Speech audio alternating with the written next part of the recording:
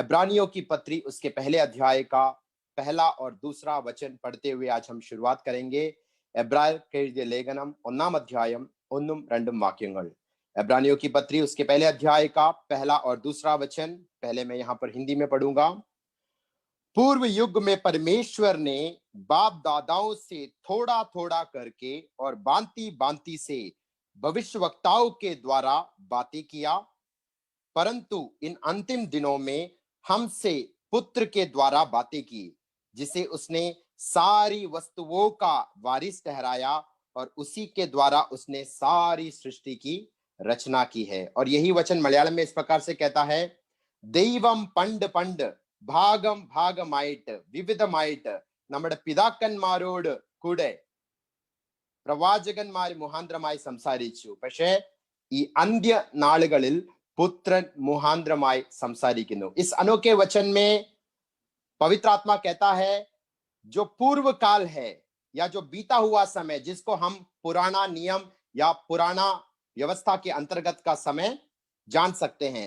पुराने नियम में परमेश्वर हमारे बाप दादाओं से कैसे बात करता था? थ्रू प्रॉफिट्स, प्रवाचकन्मार, भविष्यवक्ताओं के द्वारा बात करता था. हम जानते हैं पुराने नियम में बहुत से अनोखे और महान प्रभु के दास लोग, सेवक लोग, भविष्यवक्ता लोग थे. जैसे हम मूसा के विषय में कहते हैं, वो भी एक भविष्यवक्ता था. अब्राहम, वो भी एक भविष्यवक्ता था. यशायाह, यिर्मयाह, एलीशा, एलाइजा, ये सारे परमेश्वर के द्वारा चुने हुए भविष्यवक्ता लोग थे और उन्होंने अपना सेवकाई भी पूरा किया. तो पूर्व काल में या पंड, जिसको मलयालम में बोलते हैं, परमेश्वर अपने भविष्यवक्ताओं के द्वारा संदेश देता था, भविष्यवक्ताओं के द्वारा हमारे बाप दादाओं से बात करता था. तो इन अंतिम के दिनों में, ये अंत्य नाളുകളിൽ, इंग्लिश बाइबल कहता है, in the last days God has spoken to us through his son. ये अंत के दिनों का मतलब क्या है, उसको समझने के लिए एक अनोखा वचन हम पढ़ सकते हैं. प्रेरितों के काम उसके दूसरे अध्याय का 17 वचन, അപ്പോസ്തല പ്രവർത്തികൾ 2-ാം അധ്യായം 17-ാമത്തെ വാക്യം, Acts chapter 2 verse 17. वहां पर कहता है, अंत्य നാളുകളിൽ ഞാൻ എന്റെ ആത്മാവിനെ സകല ജഡത്തിന്മേലും പകരും, നിങ്ങളുടെ പുത്രന്മാരും പുത്രിമാരും പ്രവചിക്കും. ये हमको सबको सुपरिचित वचन का भाग है. अंत के दिनों में, इन the last days God will pour out his spirit on all flesh. परमेश्वर अपनी आत्मा को सभी मनुष्यों पर उंडेलेगा और तुम्हारे बेटे और बेटी भविष्यवाणी करेंगे. तो योएल भविष्यवक्ता की ये भविष्यवाणी थी, जिसे पत्रोस पेंतिकोस्त के दिन उच्चारण करते हुए कहता है, अंत के दिनों में परमेश्वर सब मनुष्यों पर अपनी आत्मा को उंडेलेगा. और हम सब जानते हैं पवित्र आत्मा को परमेश्वर ने किस दिन उंडेला? पेंतिकोस्त के दिन उंडेला. तो इस रीति से हम समझ सकते हैं, पेंतिकोस्त के दिन जब पवित्र आत्मा उंडेला गया, तो अंतिम दिन, अंत्य नाളുകൾ या लास्ट डेज का शुरुआत हो गया. क्योंकि योएल भविष्यवक्ता का भविष्यवाणी था कि लास्ट डेज में, अंत के दिनों में पवित्र आत्मा उंडेला जाएगा. तो इस रीति से हम कह सकते हैं, पेंतिकोस्त के दिन से लेकर प्रभु यीशु मसीह का दोबारा आगमन तक जो भविष्य में है, वो अंत का दिन कहलाता है. आज जिस समय में हम रह रहे हैं, जिसे हम कृपा युग या एज ऑफ ग्रेस भी कहते हैं, या age of church, church age, या कलीसिया का एक जो काल या युग जिसमें हम रह रहे हैं. तो इन अंत के दिनों में इब्रानियों की पत्री उसके पहला अध्याय का पहला और दूसरा वचन कहता है, परमेश्वर हमसे प्रभु यीशु मसीह या परमेश्वर के पुत्र के द्वारा बात करता है. इसका मतलब क्या है? आज भी प्रभु के सेवक लोग हैं, प्रभु के दास लोग हैं, प्रभु के भविष्यवक्ता, प्रॉफिट्स, प्रवाचकन लोग हैं. तो इस वचन में कहता है, अंत के दिनों में, यानी जिस समय, जिस काल में हम रह रहे हैं, परमेश्वर अपने पुत्र के द्वारा बात करता है. क्योंकि प्राचीन काल में, पूर्व काल में, पुराने नियम में अपने भविष्यवक्ताओं के द्वारा परमेश्वर ने हमारे बाप दादाओं से बात किया. इस सच्चाई को समझने के लिए, सच्चाई को उजागर करने वाला एक वचन का भाग हम मनन करेंगे. मरकुस उसके 9 अध्याय का 2 से 8 वचन. മർക്കോസ് എഴുതിയ സുവിശേഷം 2-ാം അധ്യായം 9-ാം അധ്യായം 2 തൊട്ട് 8 വരെയുള്ള വാക്യങ്ങൾ मैं यहाँ पर पढ़ूंगा. 6 दिन के बाद यीशु ने पतरस और याकूब और यूहन्ना को साथ लिया और एकांत में किसी ऊंचे पहाड़ पर ले गया. वहां उनके सामने उसका रूप बदल गया और उसका वस्त्र ऐसे चमकने लगा और यहां तक उज्जवल हुआ कि पृथ्वी पर कोई धोबी भी वैसा उज्जवल नहीं कर सकता. और उन्होंने मूसा के साथ एलिया दिखाई दिया. वे यीशु के साथ बातें करते थे.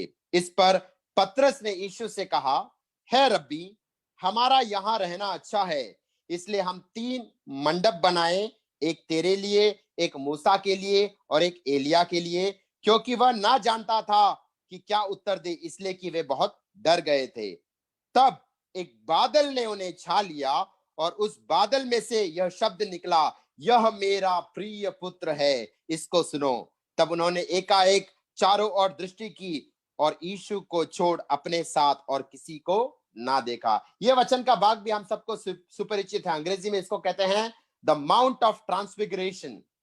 पत्रुस, याकूब, यूहन्ना के सामने यीशु मसीह का रूपांतर होता है। उस पर्वत की चोटी पर यीशु मसीह के साथ एलिया और मूसा दिखाई पड़ता है, और जब एलिया और मूसा यीशु मसीह के साथ दिखाई पड़ता है और उनसे बात करता है, तब पतरस वहां पर क्या कहता है, हम यहां पर 3 मंडप बनाएंगे, 3 टेबरनेकल, कूड़ारम, एक यीशु मसीह के लिए, एक एलिया के लिए और एक मूसा के लिए।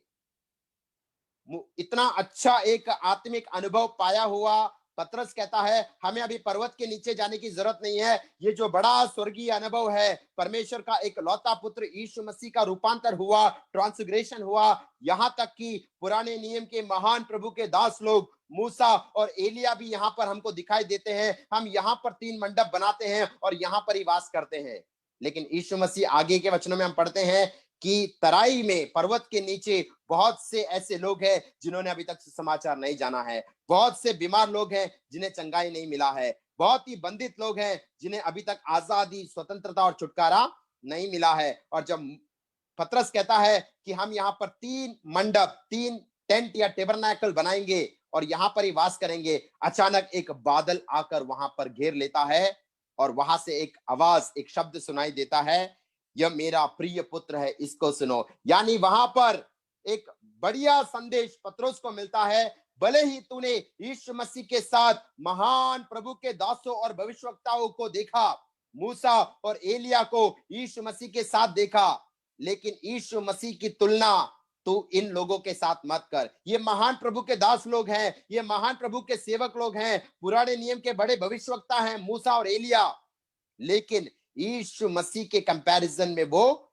कुछ भी नहीं है। यीशु मसीह को जो स्थान तुम्हारे जीवन में देना है, कोई भी महान प्रभु का दास भी हो, उसको तू अपने जीवन में वो स्थान मत देना। एलिया और मूसा, हम देखते हैं पुराने नियम का जो कानून है, ओल्ड कवेनेंट लॉ, लिखित व्यवस्था को मूसा दर्शाता है, और एलिया किसको दर्शाता है, भविष्यवक्ताओं को दर्शाता है। इसलिए नया नियम में भी हम पढ़ते हैं लॉ एंड द प्रॉफिट्स, न्याय प्रमाणों, प्रवाचकन्मार, न्याय प्रमाणम या लॉ मूसा के द्वारा दर्शाया गया, और जो प्रॉफिट्स है, भविष्यवक्ता, भविष्यवाणी करने वाले, वो एलिया के द्वारा दर्शाया गया। निश्चय आपके पास मूसा के द्वारा लिखित वचन और व्यवस्था होगा, वो परमेश्वर का देन है। आज हमारे हाथ में भी हमको जानने वाली भाषाओं में, अनेक ट्रांसलेशन में पवित्र शास्त्र बाइबल हमको दिया है।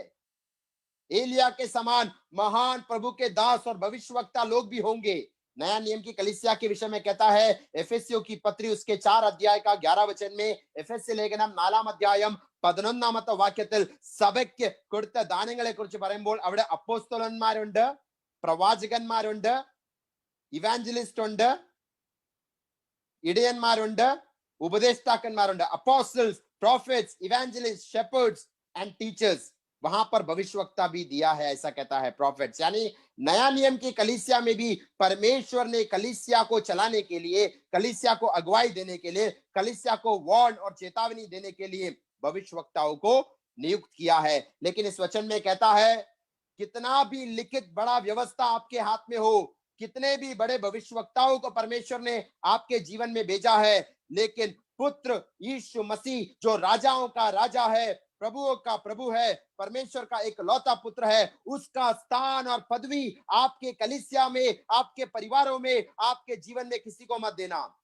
परमेश्वर अपनी महिमा किसी को नहीं देना चाहता। अच्छे वचनों के द्वारा, मूसा के द्वारा हमने वचनों को पाया है, एलिया के द्वारा बड़े भविष्यवाणी सुना है, लेकिन वो हमें प्रभु यीशु मसीह की ओर लेके जाना है। कोई भी व्यक्ति, वो कितना भी मूसा के समान हो, कितना भी एलिया के समान हो, that person should not take the place of Christ in our life। वो हमारे जीवन का एक आइडल और मूर्त बन जाएगा। आइडल क्या है? आज हम लकड़ी के, मिट्टी के, सोने के, चांदी के, डायमंड के मूर्तों की पूजा नहीं करते, हम लोग मूर्ति पूजा नहीं करते। लेकिन अगर विश्वासियों को मैं कहना चाहता हूं, परमेश्वर यीशु मसीह का स्थान आपके जीवन में, आपके हृदय में अगर आपने किसी और बात को रख दिया है, किसी और बात को दे दिया है, वो कोई व्यक्ति विशेष होगा, आपके परिवार का जन होगा, कोई बड़ा प्रचारक, सेवक या भविष्यवक्ता होगा, या आपकी धन संपत्ति होगी, तो मैं बताना चाहता हूं वो आपके जीवन का मूर्त बन गया है। प्रभु यीशु मसीह को जो प्रथम स्थान, प्राथमिक स्थान आपके हृदय में और जीवन में देना चाहिए, उसको छोड़कर किसी भी वह बात को, किसी भी व्यक्ति विशेष, सेवक, भविष्यवक्ता को आप देते हो, तो आप परमेश्वर के नाम की निंदा के कारण बन जाते हो। इसलिए जब पतरस कहता है मूसा, एलिया और यीशु को एक समान हम यहां पर एक टेंट बनाएंगे, टेबरनेकल बनाएंगे, मंडप बनाएंगे, तब अचानक एक बादल आ जाता है और उनका जो नजरिया बदल जाता है, उनको कुछ दिखाई नहीं देता। और जब वो बादल हट जाता है तो यीशु मसीह के सिवा उनको कोई दिखाई नहीं पड़ता। इस समय तक पत्रोस, याकूब, यूहन्ना पुराने नियम की व्यवस्था के अंतर्गत बहुत लोगों ने जीवन व्यतीत किया है। आपको मूसा का व्यवस्था मिला है लिखित रीति से, आपको एलिया के समान भविष्यवक्ता मिला है, लेकिन एक ऐसा समय आ रहा है, in the last days God is going to speak through his son. इसलिए यहां पर कहता है यह मेरा प्रिय पुत्र है, इसको कान दो। निश्चय भविष्यवक्ताओं को आदर करना है, सेवकों को आदर करना है, अच्छे प्रचारकों का वचन सुनना है, but those sermons, those messages, those spiritual revelation should lead you to Christ. और यीशु मसीह का स्थान आपको किसी और को नहीं देना है। और जब वो बादल हट जाता है, यीशु मसीह को छोड़कर और कोई नजर नहीं आता है। एक ऐसा समय आएगा जब हमारे जीवन में हमारा नजरिया, हमारा व्यू पॉइंट, हमारा दृष्टिकोण में कुछ और बातों को हम महत्व देते हैं। कुछ भविष्यवक्ताओं के द्वारा हमने अच्छे संदेश और छुटकारा प्राप्त किया रहेगा, हम उनको इतना अधिक आदर सम्मान देते हैं कि यीशु मसीह का स्थान हट जाता है, तो एक बादल आकर हमारे नजरिए को बदल देता है। और जब अंत में यीशु मसीह अकेले रह जाता है तो उनको एक बड़ा प्रकाशन प्राप्त होता है।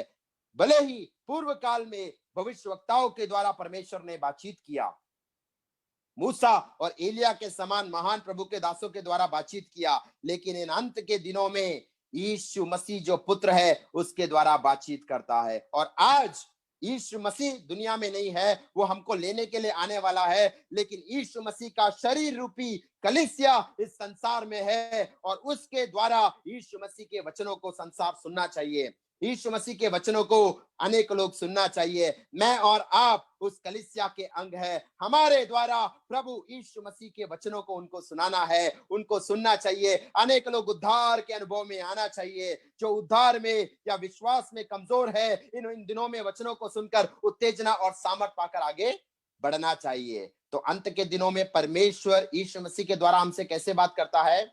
Not just by the spoken words of Jesus but through his life. सिर्फ यीशु मसीह के मुख से निकलने वाला, यीशु मसीह के मुख से उच्चारण हुआ वचनों के द्वारा नहीं, स्वयं यीशु मसीह के जीवन के द्वारा वो हमसे बातचीत करता है। पुराने नियम में हम देखते हैं हमारे लिए ज्योति क्या था, पुराने नियम के भक्तों के लिए ज्योति, लाइट, वेलिचम क्या था, हम सबको मालूम है। भजन संहिता 119 का 105 वचन, संकीर्तनम 119 105 वाक्यम क्या कहता है? Your word is a lamp unto my feet and light unto my path. परमेश्वर का वचन मेरे पाव के लिए दीपक और मार्ग के लिए उजाया है। ദൈവത്തിന്റെ വചനം എന്റെ कालिन दीपവും പാതയ്ക്ക് प्रकाशम आगुन्नु। यानी पुराने नियम के भक्तों के लिए पुराने नियम के अंतर्गत वेलिचम, उज्ज्वलता, रोशनी, लाइट क्या था? परमेश्वर का वचन था। आज भी परमेश्वर का वचन हमारे लिए ज्योति प्रदान करता है। बट एड ऑन, सिर्फ परमेश्वर का वचन आज ज्योति नहीं है, आज यीशु मसीह का जीवन स्वयं हमारे लिए ज्योति है। इसको उजागर करने वाला वचन यूहन्ना रचित सुसमाचार उसके पहले अध्याय का पहला वचन, चौथा वचन और 14 वचन। യോഹന്നാൻ എഴുതിയ സുവിശേഷം 1-ാം അധ്യായം 1-ാമത്തെ വാക്യം, 4-ാമത്തെ വാക്യം, 14-ാമത്തെ വാക്യം। वहां पर पवित्र आत्मा क्या कहता है? ആദിയിൽ വചനമുണ്ടായിരുന്നു, വചനം ദൈവത്തിങ്കലായിരുന്നു, വചനം സത്യദൈവമായിരുന്നു. 14ാമത്തെ വാക്യത്തിൽ പറയുന്നു വചനം ജഡമായി തീർന്നു. 4ാമത്തെ വാക്യത്തിൽ പറയുന്നു അവനിൽ ജീവൻ ഉണ്ടായിരുന്നു, ജീവൻ മനുഷ്യരുടെ വെളിച്ചമായി തീർന്നു. पहला वचन कहता है परमेश्वर वचन था, लेकिन वो वचन रूपी परमेश्वर देहधारी हुआ, मनुष्य रीति से आया. 14 वचन, और उसका 4था वचन बहुत अनोखा वचन है, यूहन्ना उसके पहले अध्याय का 4 वचन, उसमें जीवन था और वह जीवन मनुष्य की ज्योति थी. तो पुराने नियम के भक्तों के लिए परमेश्वर का वचन उनके पांव के लिए दीपक और मार्ग के लिए उजियाला था. तो नया नियम में परमेश्वर का वचन हमारे लिए ज्योति है, लेकिन उसके साथ एक उदाहरण भी हमको दिया है.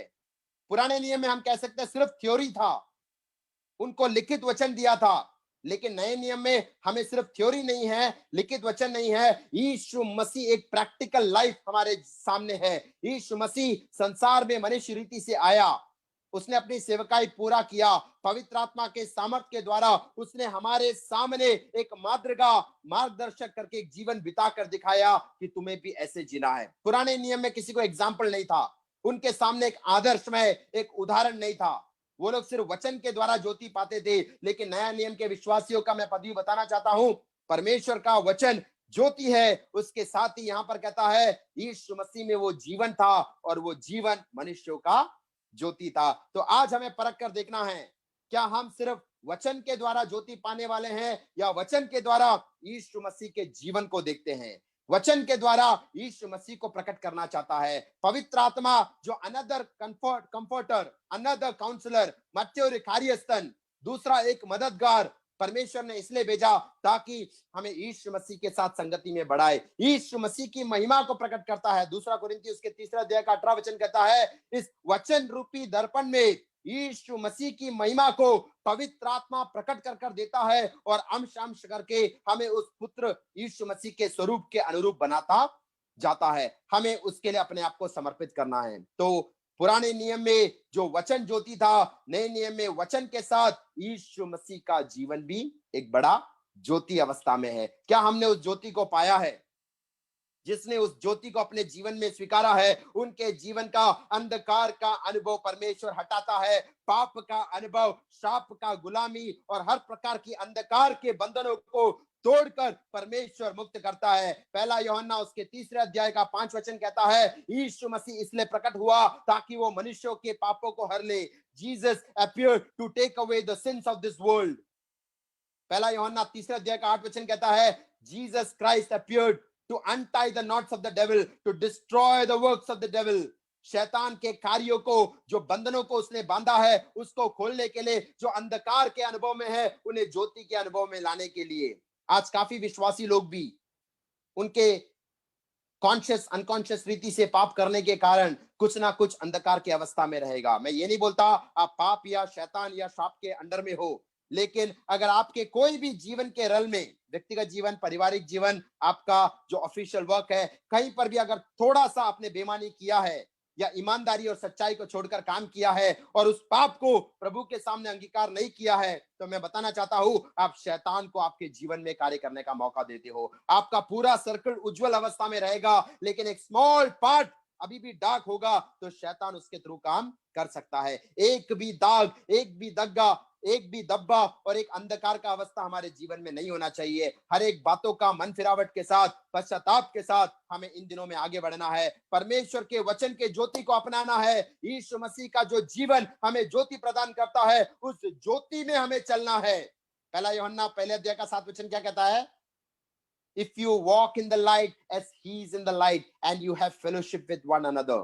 अगर जैसा यीशु मसीह ज्योति में है, अगर तुम भी ज्योति में चलो और एक दूसरों के साथ संगति करो, तो प्रभु जैसे ज्योति में है, अगर हम ज्योति में चलेंगे, हम अपने भाई बहनों के साथ संगति करेंगे. और यीशु मसीह का लहू हमें सारे पापों से धोकर शुद्ध करता है. छोटा मोटा पाप भी अगर हमारे जीवन में विश्वास में आने के बाद आता है, उसको अंगीकार करते हैं, उस रोशनी में ईमानदारी और सच्चाई के साथ हम चलते हैं, तो यीशु मसीह का लहू प्रतिदिन हमें सारे पापों से धोकर शुद्ध करता है. तो इन दिनों में यीशु मसीह जो ज्योति है, यीशु मसीह के जीवन के द्वारा, यीशु मसीह के मुख से निकला हुआ वचन भी, और यीशु मसीह संसार में कैसा जिया उसको देखते हुए हमें आत्मिक जीवन को बढ़ाना है। उत्पत्ति का किताब उसके 8 अध्याय का 6 से 12 वचन जब हम पढ़ते हैं, ഉൽപ്പത്തി പുസ്തകം 8-ാം അധ്യായം 6 തൊട്ട് 12 വരെയുള്ള വാക്യങ്ങൾ വായിക്കുമ്പോൾ वहां पर हम देखते हैं जल प्रलय के बाद नोहा ने अपने जहाज का खिड़की खोला और उसने बारी बारी में 2 पक्षियों को भेजा। हम सब उस वचनों को जानते हैं। पहले उसने एक रेवन, एक क्रो, एक कौवा और एक काके अयച്ചു।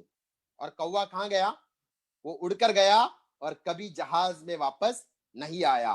रेवन, क्रो, कौवा is a picture of flash, जो हमारे पाप की अभिलाषाओं की बातों को दिखाता है। हम हर एक के जीवन में पाप की अभिलाषाओं की बातों से हमें टेम्पटेशन और प्रलोभन होता है। कितना भी आत्मिक जीवन में आप उन्नति की अवस्था में जाओ, पाप और अभिलाषाओं की बातें आपके जीवन में प्रलोभन लाएगी, लेकिन आपको प्रभु के अनुग्रह के द्वारा, परमेश्वर के ग्रेस के द्वारा, वचन के सामर्थ्य के द्वारा, पवित्र आत्मा की असीम सामर्थ्य के द्वारा उस पर जय प्राप्त करते हुए आगे बढ़ना है। तो जो फ्लैश में रहता है, शारीरिक अभिलाषाओं के अंतर्गत काम करता है, वो दुनिया में जब जाता है क्या करता है? वो दुनिया में मजे लेता है। जैसे वो कौवा नोहा के जहाज से निकला, वो नोहा के जहाज में कभी वापस नहीं आया। नोहा का जहाज नए नियम की कलीसिया का प्रतीक है। जैसे नोहा ने जहाज बनाया, इन दिनों में हमें कलीसिया को बनाना है। कलीसिया को यीशु मसीह के लिए तैयार होना है। जो कलीसिया में स्वर्ग राज्य में प्रवेश कर गए वो ही बच पाएंगे। अंतिम जो प्रलय होने वाला है, जल प्रलय एक बार हो गया, अभी जल प्रलय नहीं होगा, लेकिन प्रभु यीशु मसीह आज एक मेमने के समान आया है, हमें उद्धार देने के लिए आया है, लेकिन वो एक बड़े दंड देने की अवस्था में भी हमें प्रकाशित वाक्य में दिखाई देता है। उसलिए यीशु मसीह ने क्या कहा जब वो टेंपल में आया, सिनेगॉग में आया? यशायाह भविष्यवक्ता का किताब उसने खोला, ദൈവത്തിന്റെ പ്രസാദ വർഷവും കർത്താവിന്റെ പ്രതികാര ദിവസവും ഞാൻ അറിയിക്കുന്നു। परमेश्वर का जो फेवरेबल ईयर है उसके विषय में भी यीशु मसीह ने प्रचार किया, और द डे ऑफ वेंजेंस। लेकिन भविष्यवक्ता की किताब में वो दोनों लिखा है, लेकिन यीशु मसीह ने सिर्फ फेवरेबल ईयर के बारे में बोलकर लूका 4 में समाप्त किया। यानी आज परमेश्वर ने हमें मौका दिया है कि मन फिरने के लिए, पश्चाताप करने के लिए, अपने जीवन में जो गलत बातें हैं उनको ठीक करने के लिए, क्योंकि यीशु मसीह के दोबारा आगमन के बाद वो चांस नहीं मिलेगा। उसके बाद परमेश्वर यीशु मसीह, the Wrath of the lamb, कुन्याड़ कोपम जिसको बोलते हैं, वो संसार पर पड़ेगा, और जो कलीसिया के अंदर प्रवेश कर गए हैं वो ही सिर्फ बच पाएंगे। और जब जल प्रलय खत्म हुआ, नोहा ने पानी समाप्त हुआ है या कम हुआ है देखने के लिए जब कौवे को भेजा, कौवा जाकर क्या देखता है?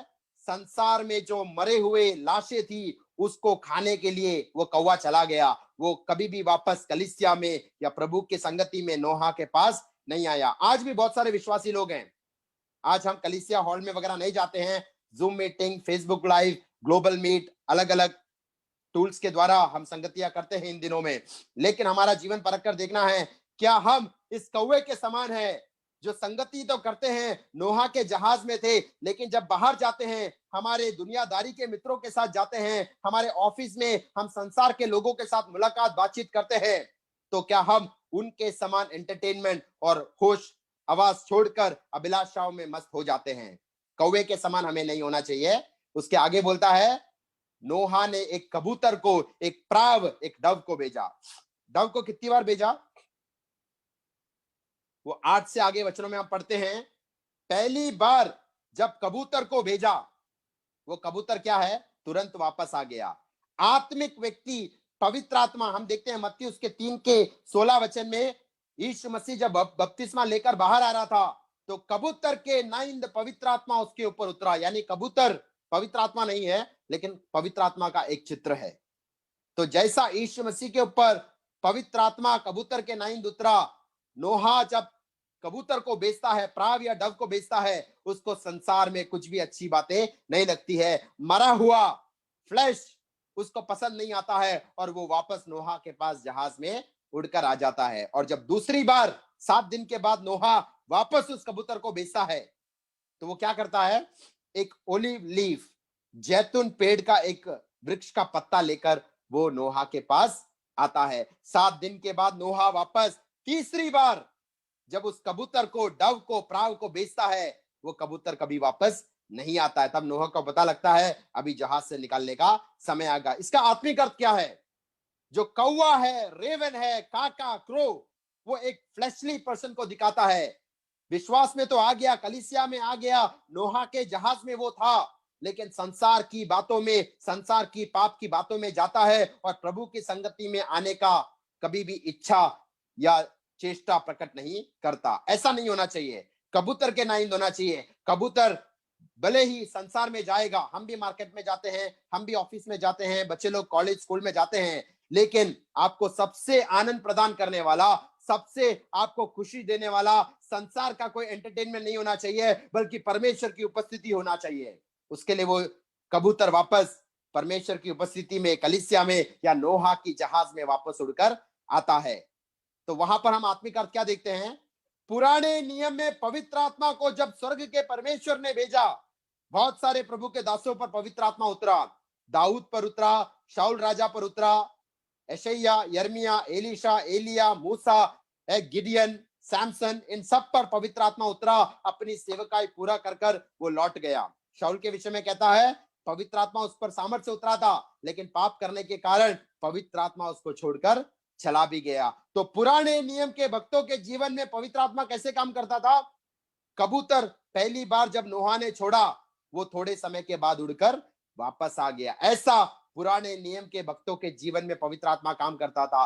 थोड़े समय के लिए पवित्र आत्मा उनके जीवन में उतरता था और अपनी सेवकाई पूरा करता था और पवित्र आत्मा वापस चले जाता था। उसका एक अच्छा उदाहरण कहते हैं गिदियोन, जिसको परमेश्वर ने युद्ध करने के लिए मिद्यानियों से, मिडियनाइट से युद्ध करने के लिए चुना।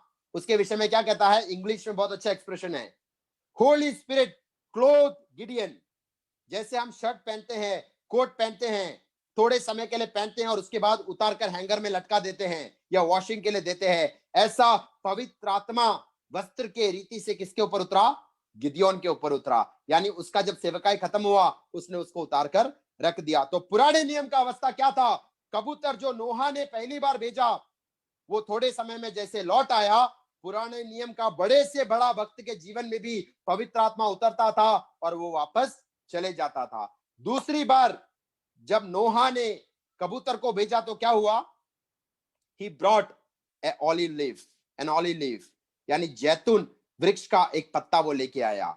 हम जानते हैं जो ओलिव, कबूतर एक जैतून वृक्ष का पत्ता लेके आता है, वो एक शांति का प्रतीक है। आज भी आप देखोगे प्रधानमंत्री या राष्ट्रपति या कोई बड़ा मिनिस्टर है, वो कोई शांति का ऐलान करते हैं, जो राजा लोग भी करते थे, वो लोग सफेद कबूतर को उड़ाते हैं, परिंदे को उड़ाकर वो शांति का इजहार करते हैं। तो वो जो कबूतर जैतून वृक्ष का पत्ता लेके आता है, ऑलिव लीफ लेके आता है, वो एक शांति का प्रतीक है। यानी शांति का राजकुमार यीशु मसीह, prince of peace, Jesus Christ के जीवन में पवित्र आत्मा कैसे उतरा? मत्ती, मरकुस, लूकोस, यूहन्ना में यीशु मसीह जब संसार में आया, अपनी सेवकाई पूरा किया, तब पवित्र आत्मा उस पर जैसे उतरा, वो इस कबूतर के द्वारा दिखाता है।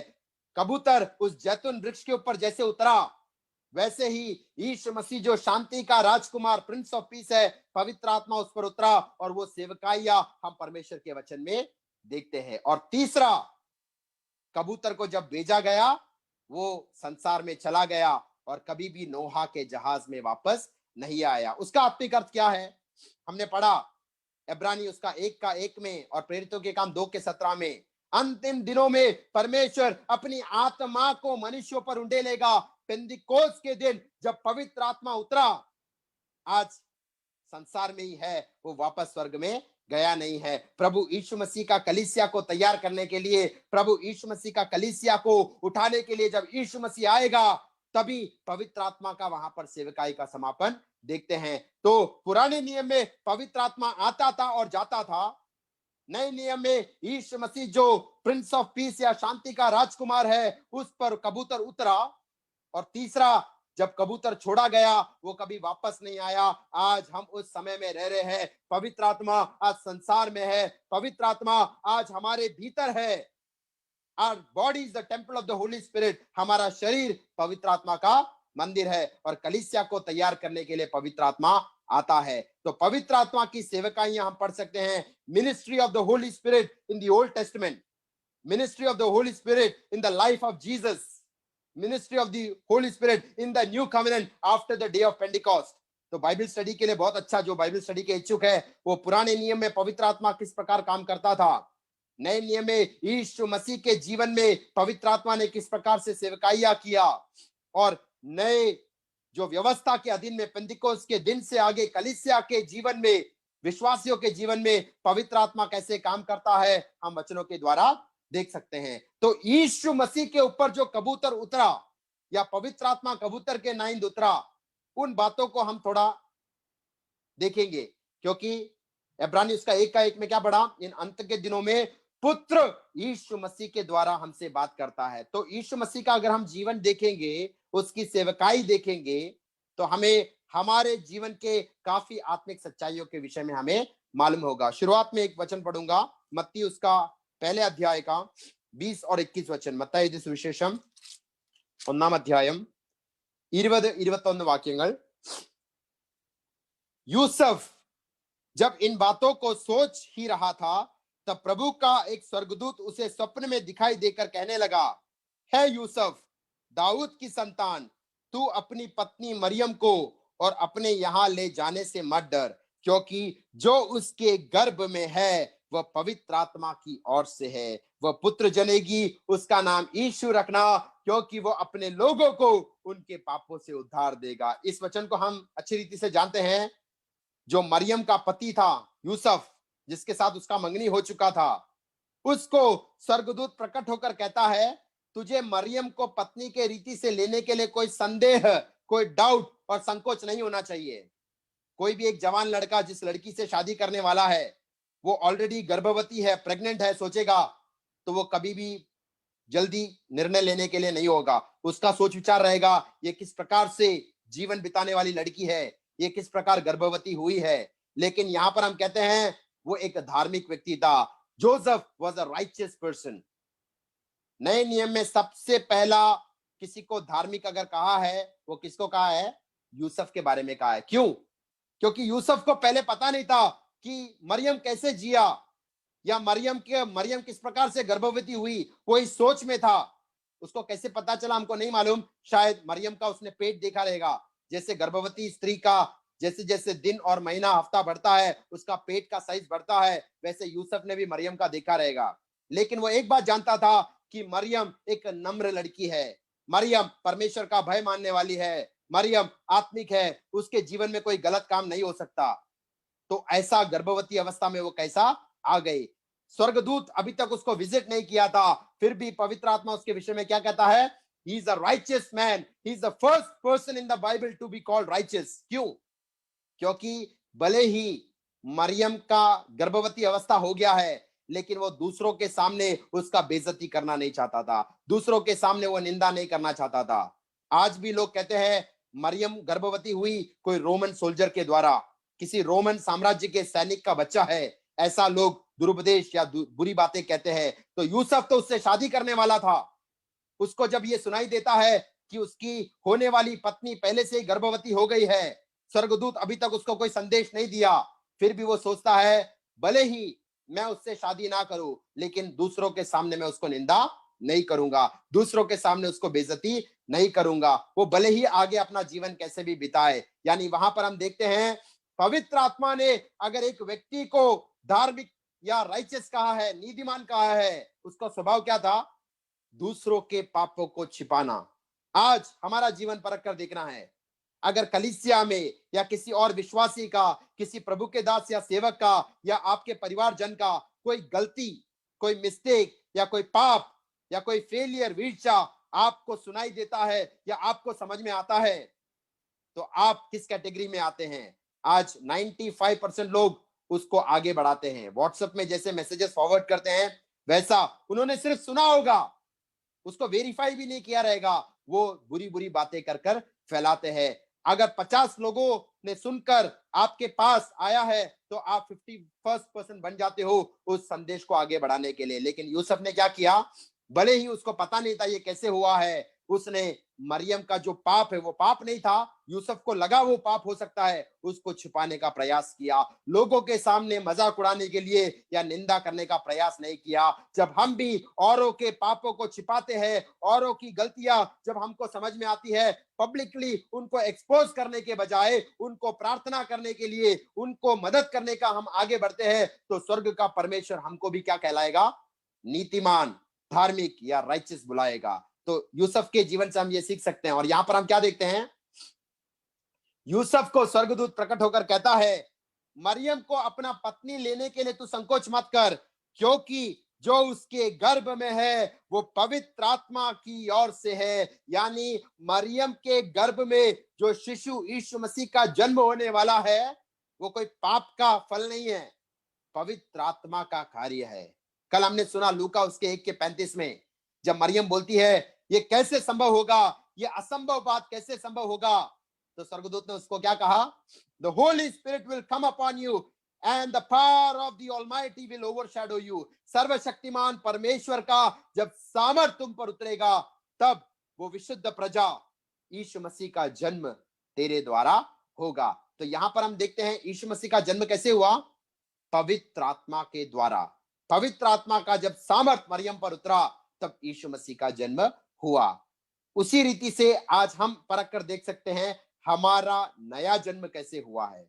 यीशु मसीह जब संसार में आया, यीशु मसीह का जन्म पवित्र आत्मा के द्वारा जैसे हुआ, वैसे ही हमारा नया जन्म पवित्र आत्मा की सेवकाई के द्वारा ही हुआ है। पहला पत्रोस पहला अध्याय का 23 वचन कहता है, कड़न बीजातल अल्लाह कड़ात बीजम, यानी incorruptible seed of God's word, जो कभी नाश नहीं हो सकता, अविनाशी परमेश्वर के वचन रूपी बीज के द्वारा हमारा नया जन्म हुआ है। उसके साथ ही एक अनोखा वचन कहता है तीतोस उसके 3 अध्याय का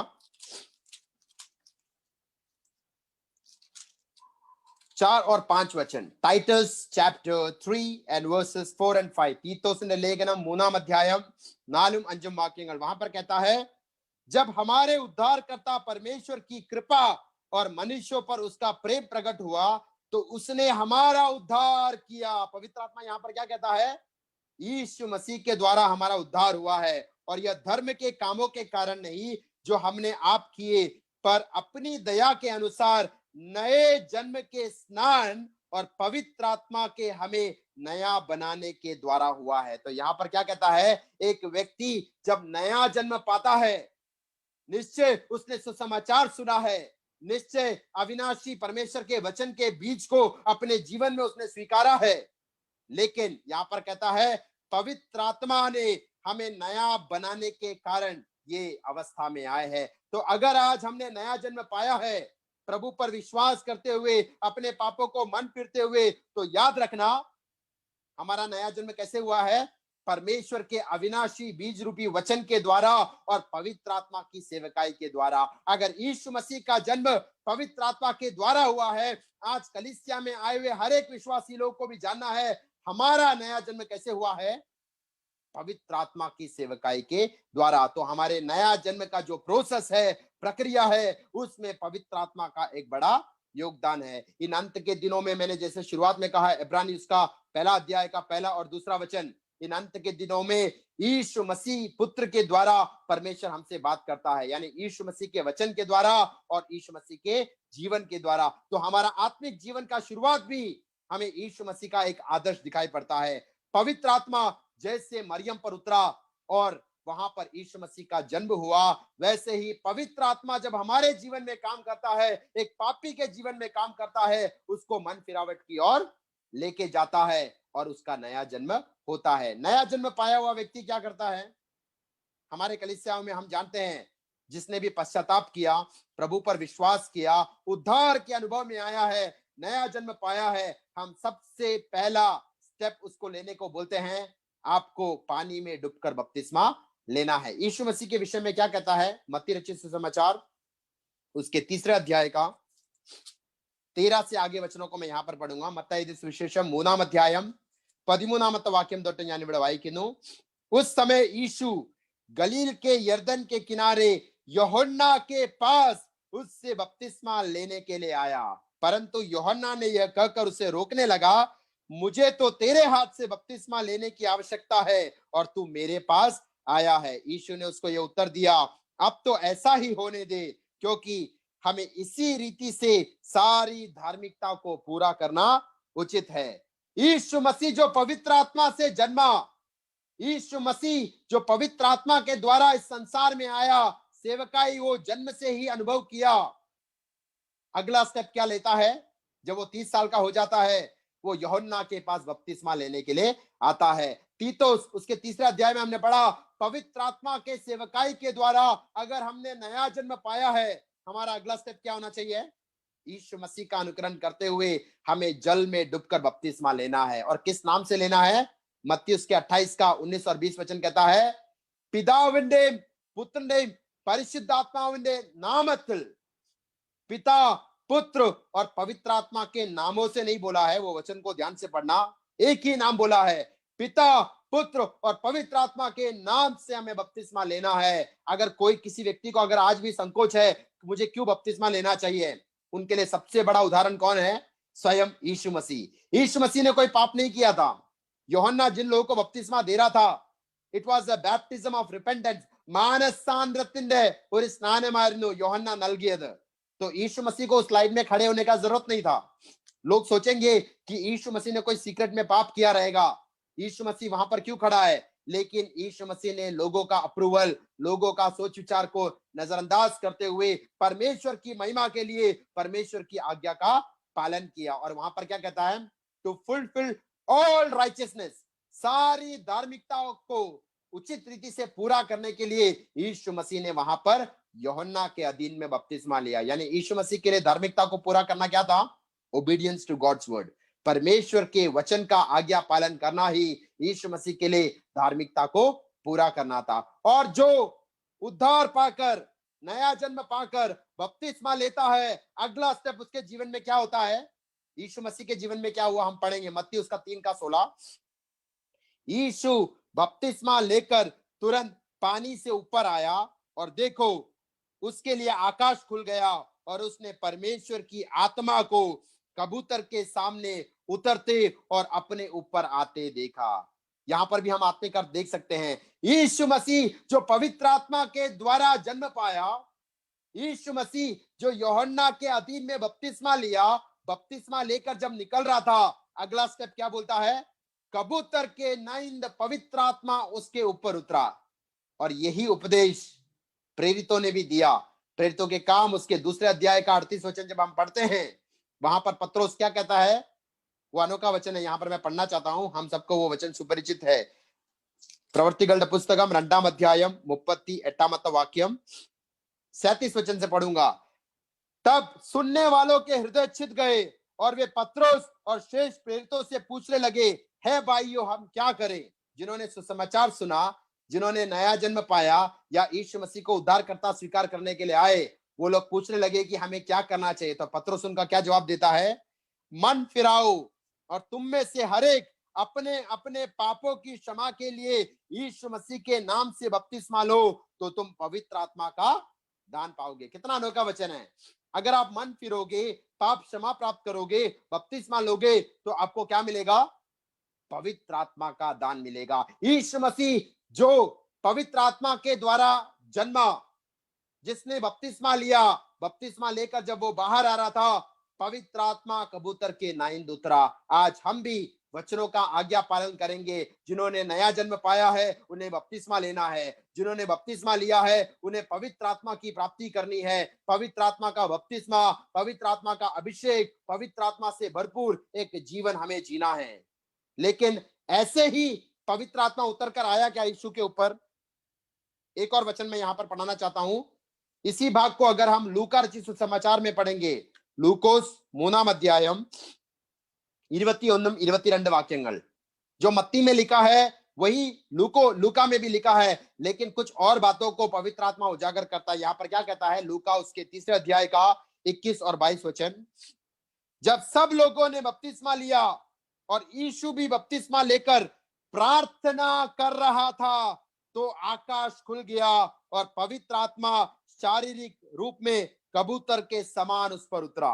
यहां पर क्या कहता है, यीशु मसीह जब पानी में डूबकर बपतिस्मा ले रहा था, तब यीशु मसीह क्या कर रहा था, वो प्रार्थना कर रहा था। ये मत्ती रचित सुसमाचार में नहीं लिखा है, उसलिए हमको सारे सुसमाचार पढ़ने चाहिए।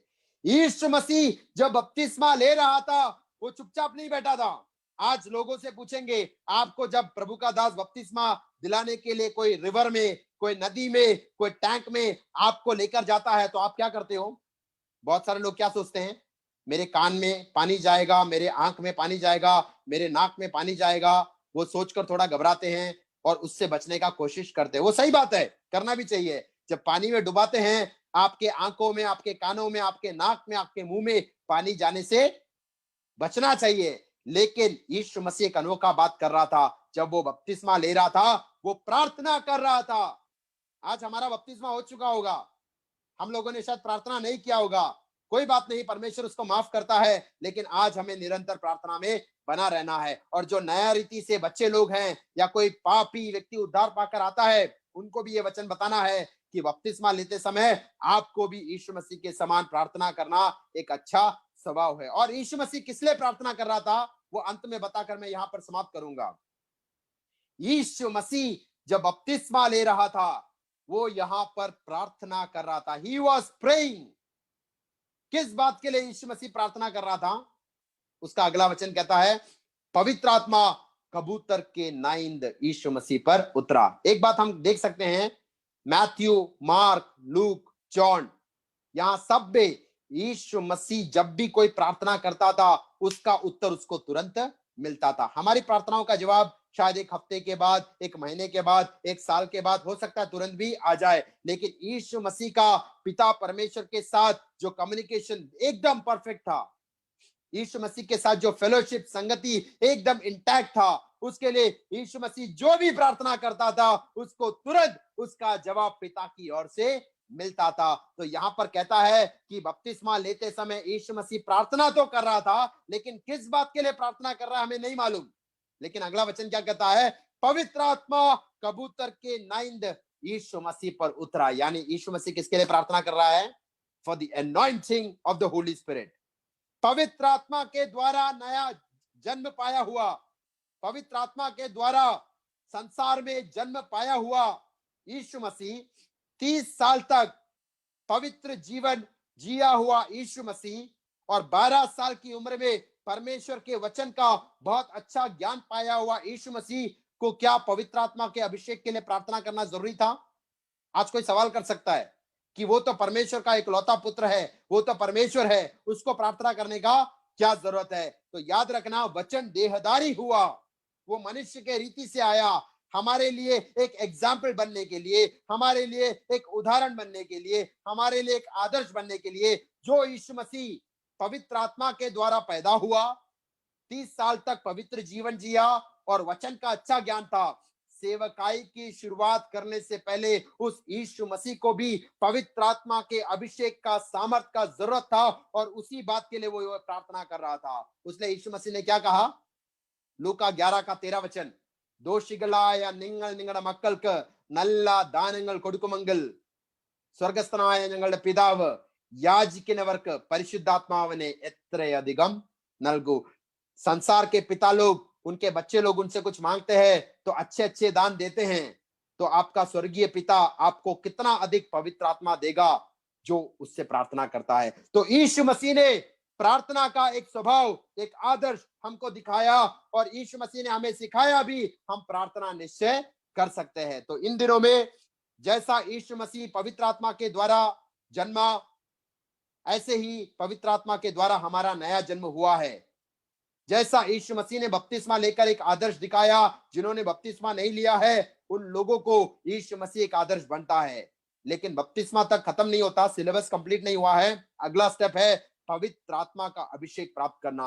सेवकाई के लिए जिसको बुलाया है, सुसमाचार सुनाने के लिए जिसको बुलाया है, प्रचार के लिए जिसको बुलाया है, अगर याद रखो, यीशु मसीह उस पवित्र आत्मा के सामर्थ के बगैर, पवित्र आत्मा के अभिषेक के बगैर वो अपना सेवकाई शुरुआत भी नहीं कर सकता। तो हमें कितना नम्र और दीन बनना है कि यीशु मसीह, अगर तुझे उस अभिषेक के सामर्थ का जरूरत था, तो मुझे कितना अधिक होगा। यीशु मसीह, अगर तूने उस अभिषेक के सामर्थ के लिए प्रार्थना किया और तुरंत पवित्र आत्मा कबूतर के नाइन तुझ पर उतरा, तो मैं भी उस विश्वास से प्रार्थना करूंगा कि आत्मा का सामर्थ मुझ में भी मिले। तो निश्चय इन दिनों में यीशु मसीह को एक आदर्श बनाते हुए, यीशु मसीह के मुख से निकले हुए वचनों के द्वारा, यीशु मसीह के जीवन के एग्जाम्पल, उदाहरण के द्वारा आशीषित पाते हुए एक विजय मसीह जीवन जीने के लिए इन वचनों के द्वारा प्रभु आप सबको आशीष दे।